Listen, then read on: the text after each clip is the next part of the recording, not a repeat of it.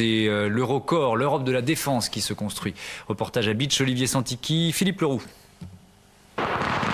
Belges, Autrichiens, Français, c'est le grand exercice. Pendant un mois, dans le camp de Beach, tous ces membres de l'Eurocorps vont devoir prouver leur expertise. Particulièrement aux inspecteurs de l'OTAN qui sont là pour certifier ce corps européen de défense. Faire du bon travail et surtout le faire ensemble. Pas évident avec 18 pays représentés. Et pourtant, la profusion n'a pas que des mauvais côtés. On retrouve un petit peu ça, cette espèce d'orgueil, je le mets entre guillemets, national pour dire bon allez, on va arriver comme élément belge, espagnol, français, allemand dans la force de réaction de l'OTAN. Il est hors de question qu'on passe pour des pingouins. Du coup, lorsque les Belges endossent le rôle des manifestants face aux Allemands, ils y mettent une certaine conviction. À la tête de l'exercice, un général espagnol. Et sous ses ordres, 3000 hommes. 1700 de la brigade franco-allemande, mais aussi des Lettons, des Turcs, des Polonais, des Estoniens. Si les dictionnaires ne sont jamais loin, la langue ne pose pas de gros problèmes, anglais de rigueur. Même obligation sur le terrain, où les unités de l'Eurocorps doivent démontrer qu'elles sont capables de maîtriser toute une série de situations. Celles qu'elles rencontreront peut-être dès cet été en assurant la force de réaction de l'OTAN. L'Europe de la défense, toujours en construction. L'Eurocorps disposera dans quelques mois, à partir de juillet, d'une force de réaction rapide. 15 000 à 20 000 hommes qui auront à intervenir sur des situations d'urgence liées à des conflits ou des catastrophes humanitaires. Un exercice de certification a été organisé hier à Beach, en Moselle, devant les journalistes. Reportage de Caroline Dussin et Elodie Tinel.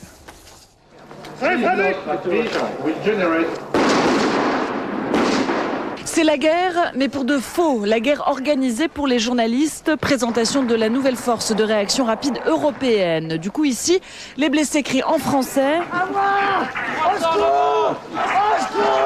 Les ordres sont donnés en allemand. Les explications se font en anglais. 17 nations au total composent ce nouveau corps.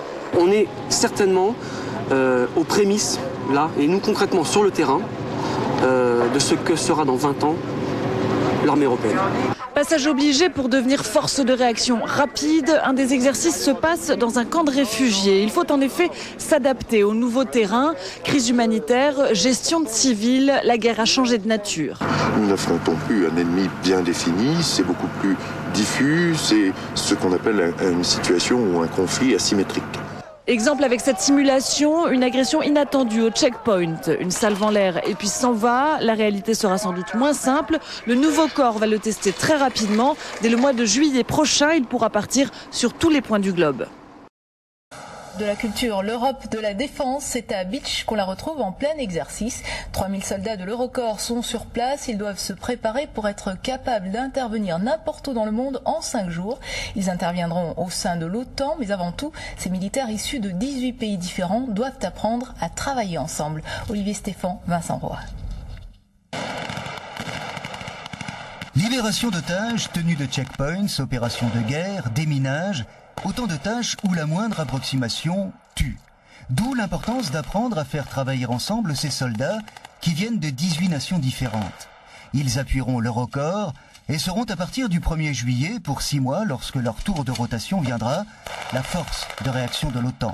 Preuve de leur intégration, leur délai de réaction diminue. En 2002, d'être déployable en 10 à 20 jours. Actuellement, pour la force de réaction de l'OTAN, la NRF dans le langage otanien, on nous demande d'être prêt à partir sur un théâtre d'opération n'importe où dans le monde en 5 jours. Cette force de réaction de l'OTAN, ce sont en tout 25 000 hommes, terre, air et mer. Ils sont déjà intervenus en Bosnie, au Kosovo et en Afghanistan. Leur tâche, c'est aussi de savoir gérer des manifestations ou, comme ici, un camp de réfugiés. S'il n'y a aucune autorité locale pour le faire, c'est à nous de le faire, ou alors les gens mourront. Les opérations millimétrées de maintien de l'ordre contre des émeutiers font aussi partie des mécanismes importants à acquérir pour éviter qu'une région ne s'enflamme. Ces mécanismes que la force de réaction rapide doit mettre au service de l'OTAN. L'OTAN, ce sont un certain nombre de procédures qui sont drillées, des exercices tous les ans, on appelle ça des STANAG, et ce sont tous les progrès effectués par l'OTAN depuis des années dans l'élaboration de ces STANAG et dans leur application dont nous récoltons les fruits actuellement en mettant en place NRF 7. Après les exercices sur le terrain, c'est maintenant au tour des états-majors de plancher. Ils vont le faire durant 4 jours.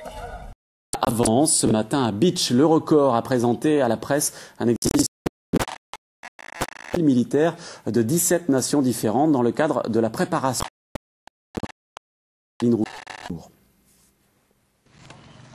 Dans un village sous contrôle, les soldats de la force de réaction rapide européenne sont attaqués. Leur a canalisé les rebelles. Nous sommes en pleine forêt de Beach. Ces soldats participent à un exercice international. Espagnols, ils s'entraînent à travailler ensemble. Il y a ce défi de la communication entre humains, mais il y a aussi ce défi de l'interopérabilité des équipements. C'est le but de l'entraînement que nous menons ce mois-ci à Beach. Améliorer leur réactivité. Pendant 15 jours, 3000 soldats sont déployés ici. Sera 25 000 hommes de 13 nationalités, mobilisables d'une minute à l'autre pour parer au plus urgent, un conflit, une catastrophe humanitaire.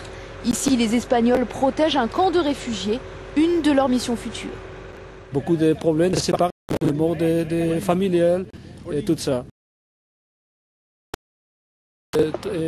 Très difficile de les contrôler. Les réfugiés sont des civils, ce ne sont pas des soldats. C'est pour ça que normalement nous ne... opération.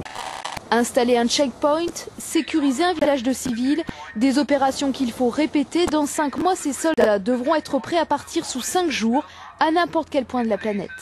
C'est un gros investissement déjà, au niveau finance, et après, au niveau opération, c'est quelque chose d'extraordinaire. On va bouger, n'importe quand, donc ça va être quelque chose d'extraordinaire. Ces hommes travailleront sous commandement de l'OTAN. Ils répéteront une ultime fois avec les unités maritimes et aériennes pour être parfaitement au point.